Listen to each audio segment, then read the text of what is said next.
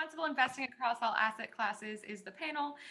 We have some wonderful panelists today to discuss how investors can use total portfolio strategies and solutions that embed ESG factors across strategies and asset classes, gain an understanding of how and why processes can be customized for each asset class. We have Christine Todd, Senior Managing Director, Head of Fixed Income US, Amundi Asset Management, David Mabey, Partner and Co-founder of Chicago Capital, Brad Rollins, Director, Portfolio Implementation, Mariner Wealth Advisors, Jordan Ferris, Managing Director, Product Management and Development, Global Equities and ETFs from Nuveen, and Maya Joelson, Senior Investment Strategist from Paragon Wealth Management. So Christine, like I mentioned, I'll kick it off to you and I'll let you guys have a wonderful conversation. Marvelous. Thank you, Sarah. Hi, gang. I know that when we talked a few weeks back, we were wanting to make sure that the investment community felt as we do, that this is a large and growing area of opportunity and investment. And we wanted to debunk some of the concepts that you have to give up return for doing something proactive in terms of responsible investing. I wondered what you guys are seeing in terms of valuations, returns, and asset flows in your different sectors.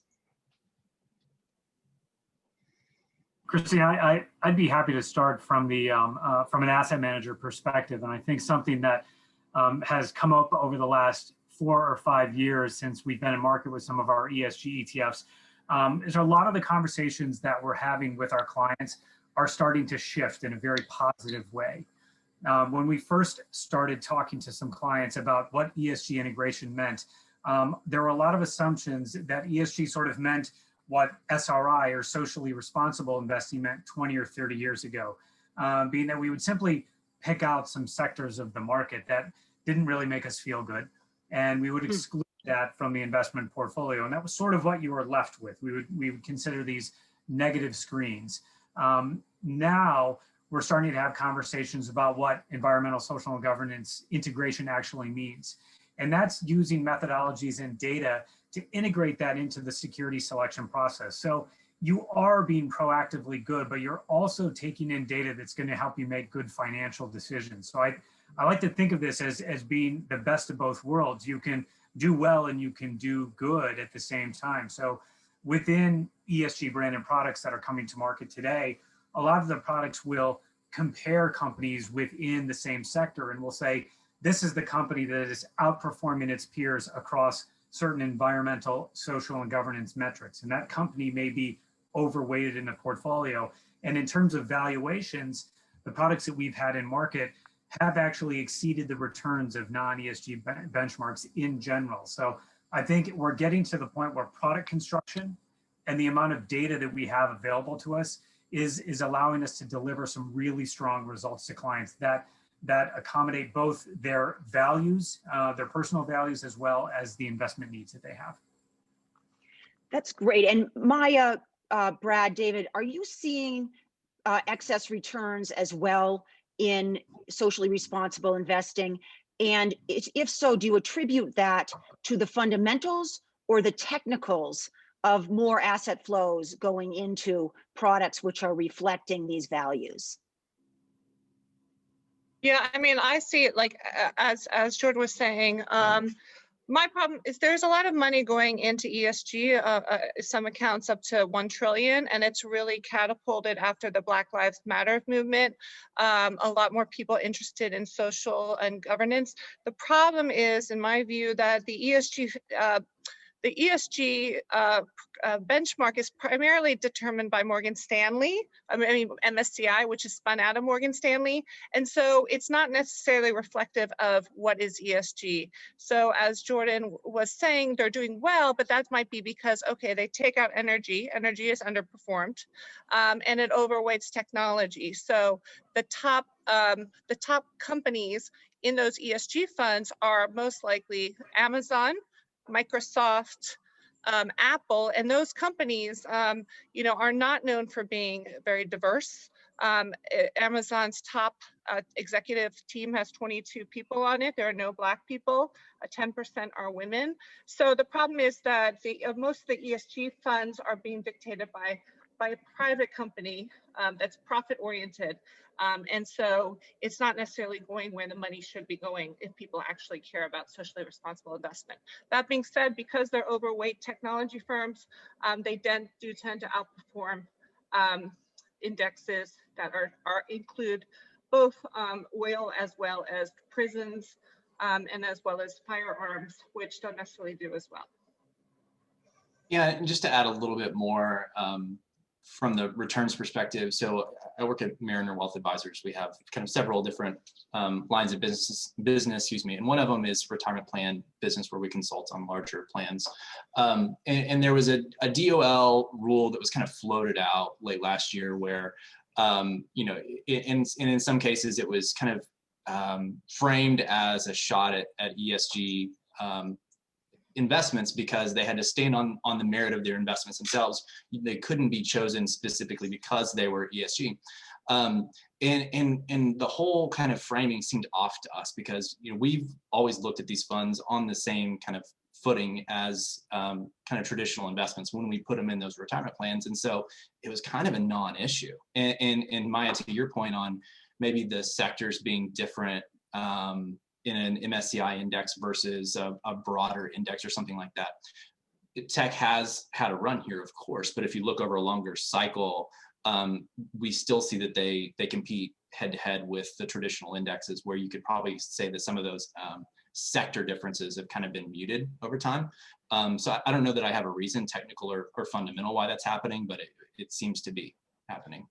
Yeah, and just going back on that, so I mean, diversity, there's been tons of studies by Credit Suisse and others, and as I said, I wrote the first paper for the World Economic Forum on at least gender and diversity and how that improves financial outcomes, but that's not necessarily what's attributing right now the outperformance. I would say that, I mean, I've done very well this year, last year 40%, and that was partially attributed to companies like Tesla, which was up 700%, companies like NEO up 1,000%. So we definitely do see actually outperformance in the new energy phase, which has helped people that actually want to invest in ESG. Terrific. David, where are you saying? Oh, so go ahead, Jordan. I was going to add one more point to that because I agree with what Maya is saying, and that there's another layer of education that needs to be had at probably the investor level. And a lot of the products that are in market today, you know, some of the ones that we've built, they're sector neutral relative to parent indexes on purpose, so that we don't have a lot of performance that's being driven by sector overweights and underweights. Now, there definitely are products out there that do have heavy tech overweights and they're underweight energy and industrials, but there are a lot of products that are very close, and you see that outperformance being driven by security selection as opposed to the allocation effect, which would be driven by the underweights and the overweights to certain sectors. But going back to Maya's point on, you know, we need to really understand these companies. I think we're going along a progression with the investor base where assets have exploded. But if I still asked, even if on this panel, I ask everybody to define ESG for me, it's going to be slightly different. And you know, we're getting closer to what a total definition of ESG means. I think the industry is pretty close. Clients are still, you know, they need to get up the curve a little bit, and part of that is on us to do better education to understand how ESG is integrated into certain products, how companies are scored by the various ESG data vendors, whether it's MSCI or Sustainalytics or another data vendor out there, so they can have a sense for what's, you know, really in that product. You know, if there are, you know, prison companies, you know, as Maya mentioned, that score better than others, why are those differences in place? And if the sector as a whole doesn't do as well, why would they be included or not? So I think there is still an educational component that does need to be brought to the masses a little bit better, but we're getting there. I think you make a good point, Jordan, about ESG and integration. And it really is a process of fundamental analysis and understanding how each company is acting in a sustainable fashion for both risk avoidance and alpha capture. So you might have a company like a utility that has, you know, a miserable carbon footprint, but their whole business model is geared towards correcting that and having a negative footprint in the future. And investors might be slow to pick up on that and catch the wave of that being a risk mitigation in their future.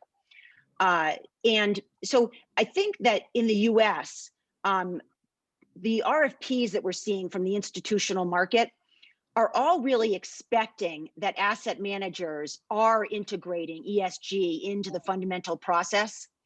And while not necessarily explicit in stating that the mandates need to consider that for being included in the RFP process, it is discussed in the process of the interviews, and the asset managers are excluded from that RFP process if ESG is not a priority in the fundamental analysis. I don't know, David, if you're seeing that too. Oh, we're definitely seeing that. There's a lot more interest, and the flows demonstrate that. And I think also the press and things like this panel, our clients are very interested in it. And I don't know, we haven't had much success in sifting out the noise to do attribution that these investments have worked out well or not well due to the management's approach. But we absolutely think it's a very good attribute, and our clients are interested in it. And we think it's important to get our clients what they like to see in their portfolio. Defining it is another question. Very difficult to get one standard definition, and I don't know if we really need one.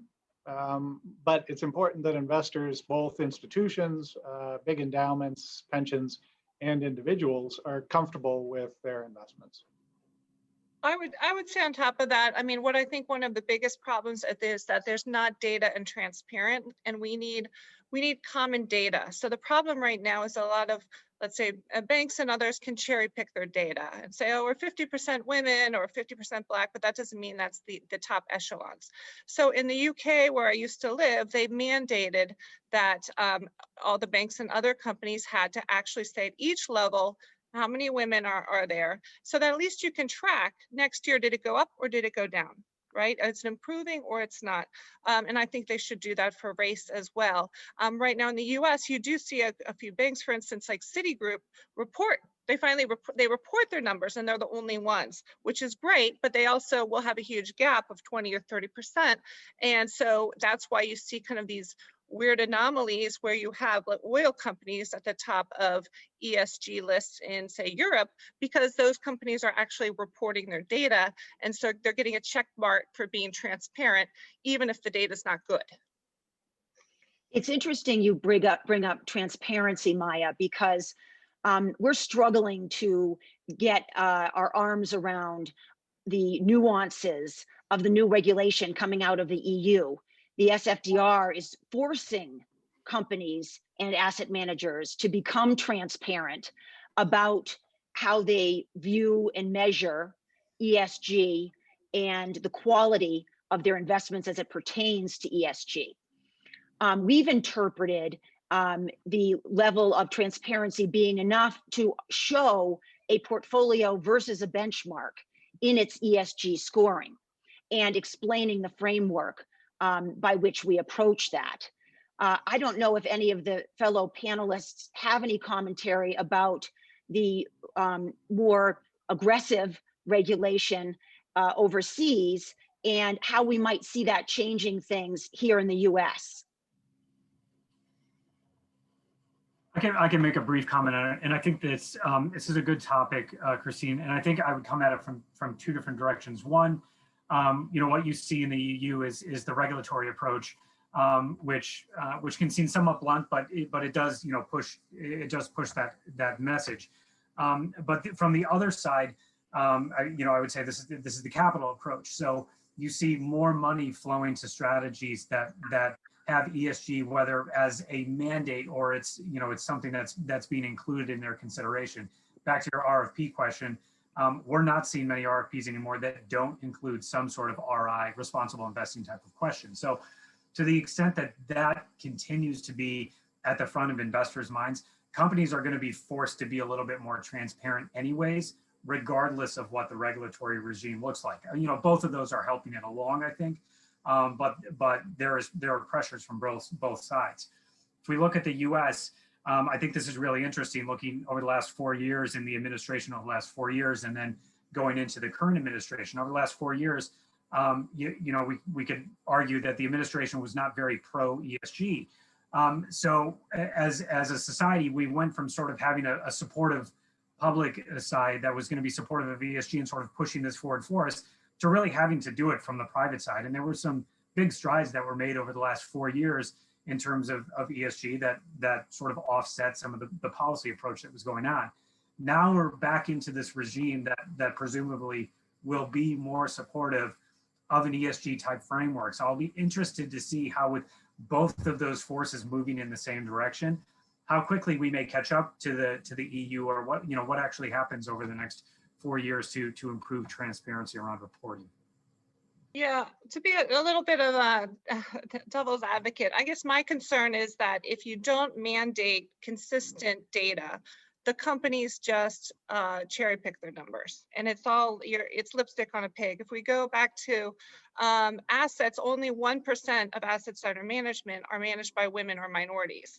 So, it's those same funds. We just have this whole issue around GameStop and Robinhood traders, but they're saying who's hurting the hedge funds? Those hedge funds are not diverse, ESG type people, but yet they're getting tons of flows by the big pension funds. Teachers associations are going, unfortunately, at the end of the day, to non-ESG type actors, investors. Good point. And I didn't know if Brad or David, you had any thoughts on transparency and consistency of data and disclosure?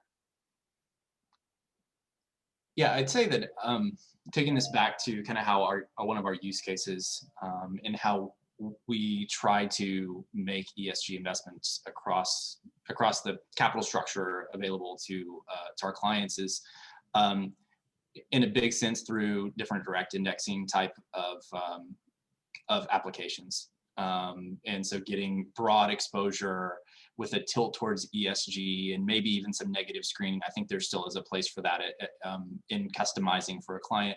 And so, this seems like an obvious statement, but in that vein, yes, the more data, the more consistent, pristine the data, to really be able to drill down and make important decisions, allocation decisions on that data would be huge. I am not well enough versed in the EU rules to really weigh in on that piece of it, though. It certainly seems like the CEOs of the major companies in the US, which are of course multinational, are becoming more and more activist. Jordan made the point that it's private hands are driving, if you will, improvement in this area, and it will lead the capital. Well, do we think the capital and the leadership will lead, especially with the support presumably of the Biden administration, to more awareness and continued capital flows in the US like we've seen in Europe? I know, David, you manage custom portfolios for those who are looking to do well and do good. Do you have any perspective on that? I think the whole thing starts with customers. So I think CEOs are responding to their customers, and I think customers are demanding good corporate behavior. And while everyone may have a difference of opinion about exactly what good corporate behavior is and what defines those characteristics, I think the message is loud and clear, and I think it's here to stay. Our customers want the same thing, and we're very responsive to them. So I think CEOs and public company boards are going to be a lot more interested in this, and I think it's already shown. I think the Biden administration is following, not leading, but I think they're important in the conversation, and I think disclosure is going to be important. And in the front end, like we are now, I think there's a lot of difference of opinion about the statistics that are disclosed, and Maya got into several examples of that. But my hunch is over time, the marketplace will be the judge. I do think the Biden administration is certainly helping new energy type stocks. So they're driving that. And then this minimum wage is interesting. I have different views on whether I think it's good or bad, but I think as far as the intention is to try to help help not just the top 1% as far as building their portfolios. I did notice that of the 30 odd executive orders we've seen from the Biden administration so far, you mentioned, Maya, the $15 minimum wage, also some reference to food insecurity, of course, rejoining the Paris Accord and canceling the Keystone Pipeline, or focusing on the environment, but also some proactive measures regarding equality in the workforce, and some ethical standards where appointees in the administration are going to have to sign up to not deal in their own self-interest, for example. Does anyone have any commentaries about that and how that might drive investment and drive any change in our space? Well, yeah, go ahead. Go ahead, Christina. No, Jordan, you All go. right. All right.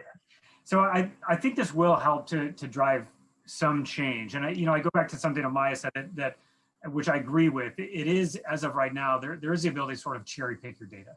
And I think that's why it's important that we have both public support and the private support, because both of those driving together are going to get to the sort of a better goal or a better state eventually. With the executive orders, there are a couple of things there. I'm excited to see that we could link those to sort of the E pillar within environmental, social, and governance, and the S pillar for the minimum wage. I think for a lot of people in understanding what ESG actually means, I think people can grab a hold of the E pillar a little bit more easily. They understand climate change, they can see that around them, or they can at least see it on the news, and that ends up being a little bit more tangible. The social pillar is a little bit more difficult, I think, to grasp. Well, it certainly is. It was for me to grasp. And I think something that the pandemic has provided us a little bit more insight into is that social pillar. What companies were able to make the transition to work from home a little bit better? Which companies are in a business or in an industry that can actually have a remote work environment? The services industry, somewhat decimated because of the pandemic. And that's where those things like food, basic nutrition, and minimum wages really come into play. So you're putting into place executive orders that are going to help support that S pillar a little bit more. From an investment perspective, you're looking at what industries are these going to support, and that can help you make investment decisions. And to the extent that you can view companies that are better positioned against those peers within those categories, this is another way for you to deliver returns to your clients potentially. Thank you. You alluded to something that I wanted to get the feedback from the rest of the group, which is the UN SDGs, United Nations Sustainable Development Goals. And how important are the UN SDGs to your investment process and your evaluation of those 3 pillars?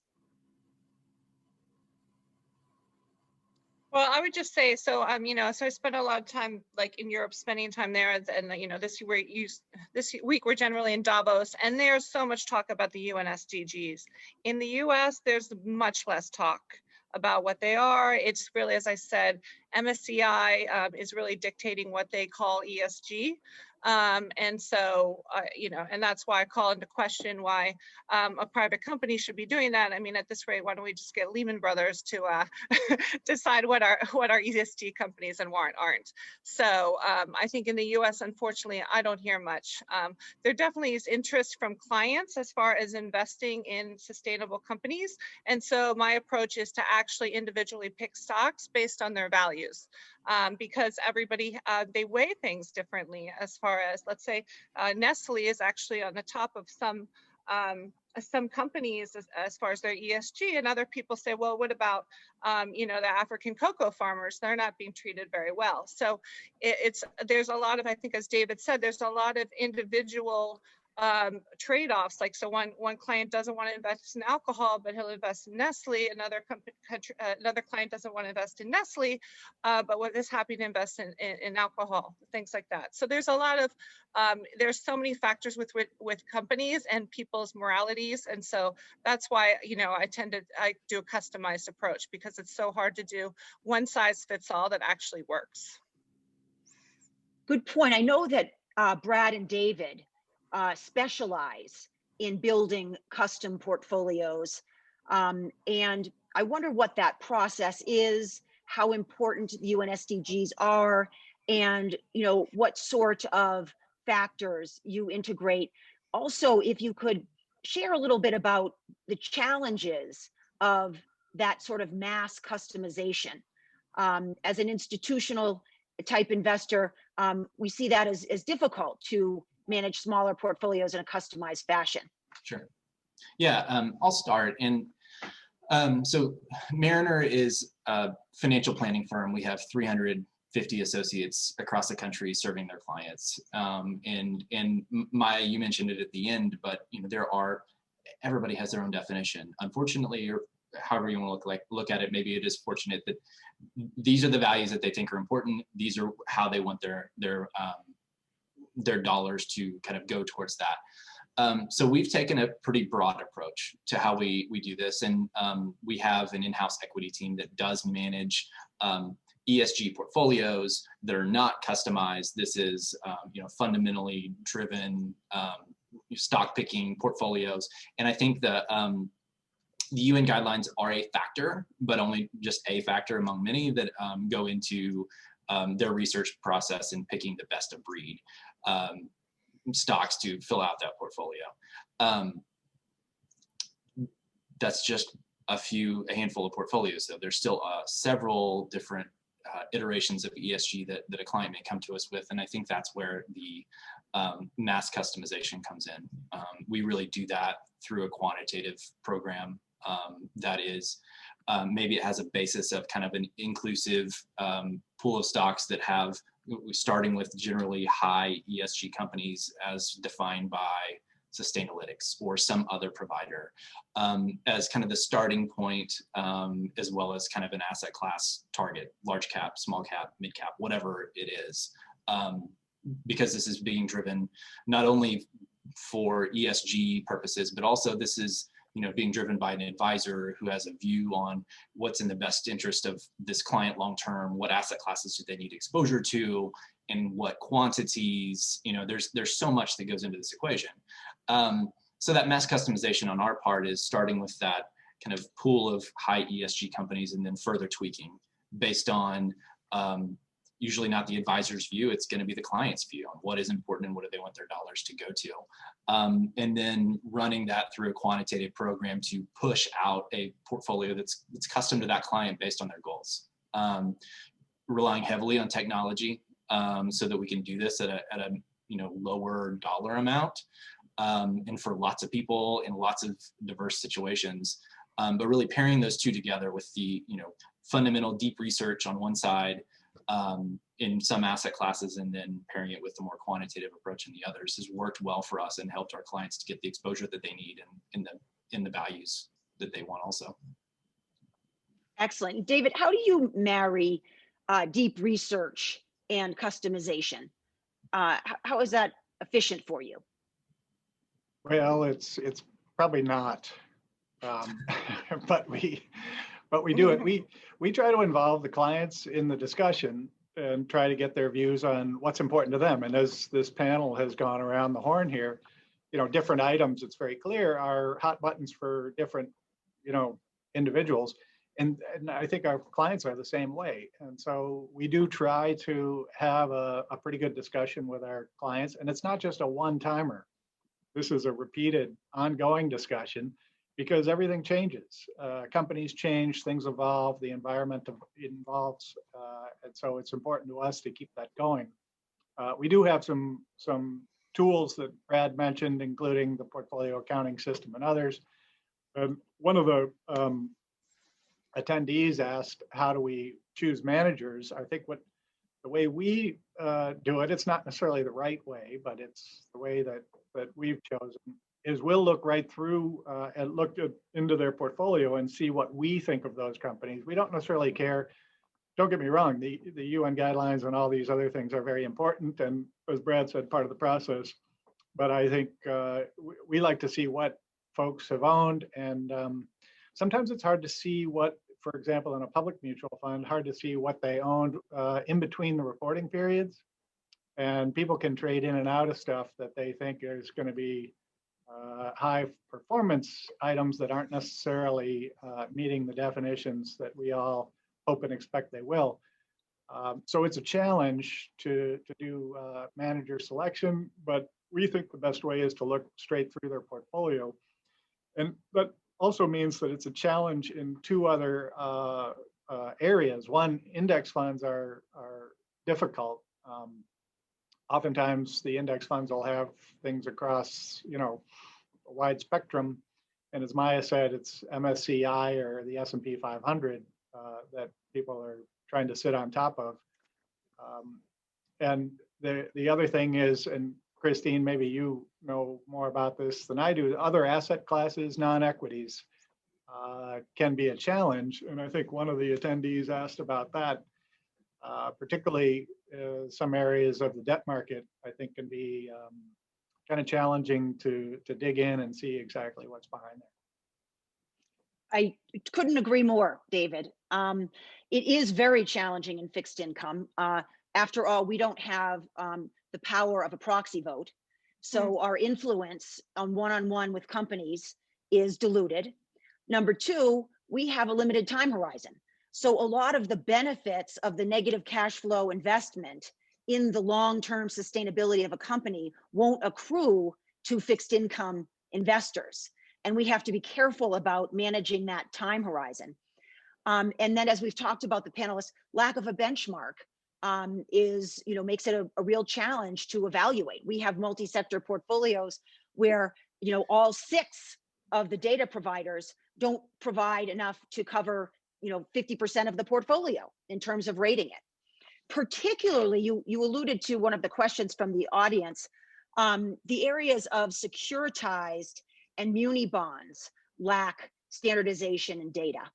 So, one way we're solving for that, for example, in muni bonds, is looking at the revenue bonds rather than the general obligation bonds, and really understanding what the sources and uses of funds are. And in doing so, you can see that the $4 trillion muni market is solving for the problems of society like retirement, education, poverty, environment, and we could go on with some of these very discrete, highly impactful projects. Secondly, in securitized, you're talking about packages of loans where there's no business. There's no employee, no management team, no business activity. These are the things that Maya's been alluding to, but we don't have that here. Securitizations are often done by private companies, so you don't have that as a reference. And there's no, as we discussed, third-party rating. So really what we're doing in securitized is we're looking for best practices, that products are affordable and not exploitive to the consumer. Reasonable amounts of documentation is one way of ensuring that. Remediation opportunities, like in reperforming loans being packaged. So those who have suffered but have corrected their woes should be deserving of higher credentialed ESG. And then there are securities out there which actually promote neighborhood stabilization, like single family rentals, allowing families who can't afford to buy to live in a single family detached home in a neighborhood, for example. I don't know, Jordan, if you have any unique experiences in the equity markets and some challenges there that you're able to overcome in terms of measurement and engagement. I do, Christine, and I have the opportunity to actually cover all of our ETFs, so both the fixed income and the equities, and I would comment on some of the differences there. Within the equity space, some of the challenges are, and those, go back to a couple of the points that Maya made, is you get essentially one score at the company level. And you know, if you're scoring a conglomerate or a multinational corporation, there are probably some very good parts of that business, and there are probably some parts that people may object to and may not want to own. But when you're buying an equity, you're buying the whole thing. So it is, in one sense, a little bit more simplistic, which I think it provides us an advantage when saying this is how we would score a company, and this is why it's included. It's sort of XYZ. It's very easy to get to that answer. Where I think where you have a huge opportunity on the fixed income side is in use of proceeds. I think muni bonds are a great example of that, but we're talking about a corporate bond that's going to fund the development of like a wind farm or something like that, as an example. So you could have a bond coming from a firm that otherwise would not be included in an equity strategy if it's a publicly traded company, wouldn't be included because they have a huge carbon footprint. Their diversification policies are not existent. Let's say, corporate governance score is very low, just as an example. However, they're issuing this debt that's going to go fund the construction of a wind farm that is going to, and this goes back to that tangibility, that is going to power 100,000 homes, just as an example. That's something that people can grab a hold of, and that has like meaningful impact that I think resonates with investors very directly. So I think there are some great opportunities on the fixed income because you can incorporate this use of proceeds concept, and you can get fairly narrow in terms of what you're investing in. Whereas on the equity side, maybe a little bit more simplistic, where you have a broader swath of the company that you're going to be owning. I'd say also too, alternatives. Yeah, with bond yields so low, that's, I think we had a conversation, Christina and I had this Maryland client, and we had to try to find another state, and we looked at Nevada, and it's like, is that a blue state? Is it a red state? Are they going to invest in prisons? So it's nice you mentioned that revenue, looking at revenue bonds, so you understand actually what the money is coming from. I would say also, because I've been looking for alternative yield instruments, I found, say, renewable energy, wind and solar farms that set up near utilities with over 6% annual yield, as well as affordable housing, workforce housing, which are all doing well, in this environment. And so I actually prefer that. I used to have, the Blackstones of the world that were investing in Vegas and the Cosmopolitan, and now I'm investing my clients' money in workforce housing and things like that, which are actually helping, and providing a good return. Excellent. We're sort of nearing the end of our discussion, and I thought it was important for us to cover how we view the differences in ESG integration, responsible investing, versus what could arguably be called outcome-oriented investing, impact investing. How do you all see the differences there, and how do you manage your investment strategies accordingly? I can kick it off. So we see kind of responsible investing as the sort of the all-inclusive label, and then underneath that there will be a few different flavors. ESG integration would be using ESG data to influence your security selection process. So another tool, called maybe another factor that you can utilize, that portfolio managers can utilize to make the correct decisions on behalf of their client. I would compare that against impact investing, which is much more, what are the use of proceeds? Is there a direct and measurable impact that you can see coming off of that direct investment, which is why I was giving the example that's more akin to fixed income investing, where you can see that direct impact being had. So those are the two differences between the acronyms and the word that I hear, impact, that come up most regularly. The other one is SRI, or socially responsible investing, which is more closely aligned with negative screening. So simply identifying those industries that don't really make us feel good. The hot dot ones were tobacco, controversial weapons, civilian firearms manufacturing, things like that, and just excluding them from the portfolio, regardless of what their ESG scores or any impact they may be having. I would say I agree with a lot of that. ESG investing, I see, that's what I do for my clients, because it's more about I want to get them a solid return, but also invest in companies that they believe in. Whereas impact, I think it's more related to philanthropy, Bill and Melinda Gates Foundation. If your donor money, how is that going to have, the metrics are different. It's not return necessarily. It's might be how are we going to, save as many lives as we can in, a poor underdeveloped country. And so for me, I think of impact more around philanthropy and making sure that money gets the best benefit as far as social good, not necessarily returned for, which is what my clients are, it's their retirement savings. So they care about that money comes back to them at, higher rates. And Brad, David, are you able to deliver custom impact solutions, or are you more focused on as Jordan mentioned, sort of the umbrella of responsible investing? Yeah, I'd say using Jordan's definition, which I largely agree with, our focus has been on the ESG and SRI components and less on impact, at least at my level in that kind of centralized investment management group role. There may be some of that happening in a client-directed type situation with their advisor, but it's not something we're managing centrally. I'm just glad that Jordan explained what all those three-letter acronyms mean, because I get lost in all that. It changes. Everybody has a different view. Again, I think the important thing is we get, there's clearly demand. One that hasn't been mentioned a lot is privacy. That's a big issue with a lot of our clients, and it's more recent. Younger people might be less interested in privacy, or maybe just more comfortable with the lack thereof.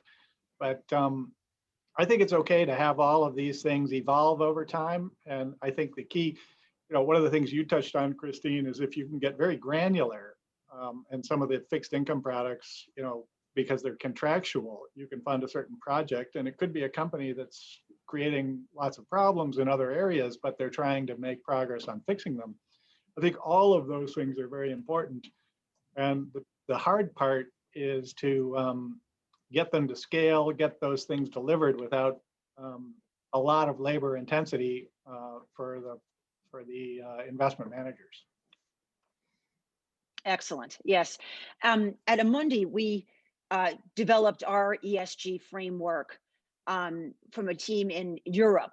So I think that was more mature, I guess, than what we're seeing here in the US. We started with using the data from the 5 different service providers and weighting the importance of the data according to the expertise of the service provider and the importance to each sector of the economy. And then out comes a score. And then we assign a momentum score on top of that one, final, A through G rating. And the momentum score gives us a sense for where the portfolio is going with the investments there in terms of, is it improving or not improving? Is it beating the benchmark?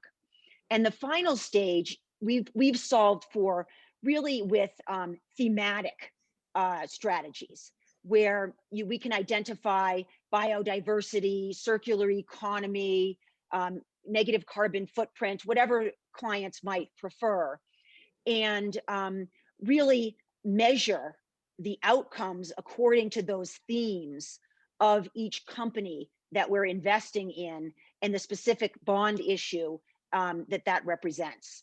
So it becomes very rigorous and very time intensive. So not really yet a mass produced type of solution for clients in terms of impact and outcome measurement. But it does seem to be the wave of the future in terms of what investors are seeking, that their capital makes a difference in an area that's important to them. I don't know if anyone has any thoughts on that.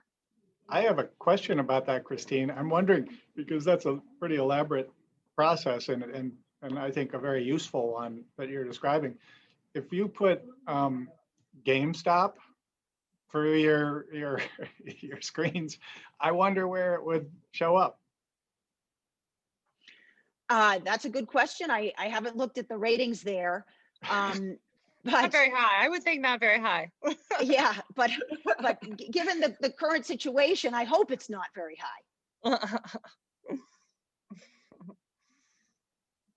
Our job is as investors to catch those kinds of Achilles heel early. And by focusing on and prioritizing the ESG factors in the investment and analytical process, we, as this panel of investors, believe that we can prevent our clients from finding themselves in an at-risk position with the investments in their portfolios. I don't know if anyone has final comments on that. Yeah, and I would just say not only investing in the right things, but getting a higher return, because one, you have less risk as far as reputation risk, but two, yeah, I mean, there are growing industries and new energy and things like that, so you can actually get a higher return and invest according to your values. Great, we're wrapping up. Jordan, David, Brad, any final comments? I would say as the industry continues to evolve, I think it's helpful for these types of panels to come together to share the education that, share the work that we've done, hopefully increase people's education of ESG, of responsible investing impact, so that when they are looking to evaluate their own portfolios, if they're looking to integrate certain values, they can be starting from a better position in terms of knowing what they're owning and understanding how ESG integration can drive returns in the portfolios. But it's been a pleasure being here. Thank you, Christine, for taking so much of the lead and navigating us through. Great. All right. Well, thank you all so very much. Thank you, Christine, for facilitating that, and the other panelists for their fantastic contributions.